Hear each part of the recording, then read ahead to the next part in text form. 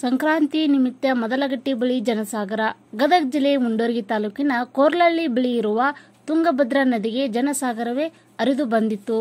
ಮಕರ ಸಂಕ್ರಾಂತಿಯ ನಿಮಿತ್ತವಾಗಿ ಸಹಸ್ರಾರು ಜನರು ತುಂಗಭದ್ರಾ ನದಿಯಲ್ಲಿ ಪುಣ್ಯ ಸ್ನಾನ ಮಾಡಿ ಮದಲಗಟ್ಟಿ ಶ್ರೀ ಆಂಜನೇಯ ಸ್ವಾಮಿಯ ದರ್ಶನವನ್ನು ಪಡೆದುಕೊಂಡರು. ಗದಗ, ಕೊಪ್ಪಳ, ವಿಜಯನಗರ ಹಾಗೂ ಬಳ್ಳಾರಿ ಜಿಲ್ಲೆಗಳಿಂದ ಸಾಕಷ್ಟು ಜನರು ಇಲ್ಲಿಗೆ ಆಗಮಿಸಿದ ಪರಿಣಾಮ ಮದಲಗಟ್ಟಿ ಶ್ರೀ ಆಂಜನೇಯ ಸ್ವಾಮಿ ದೇವಸ್ಥಾನದ ಬಳಿ ಜಾತ್ರೆಯಂತೆ ಜನದಟ್ಟಣೆ ಕಂಡು ಬಂದಿತು. ವರದಿಗಾರರು ಚಂದ್ರಶೇಖರ್ ಸೋಮಣ್ಣವರ್.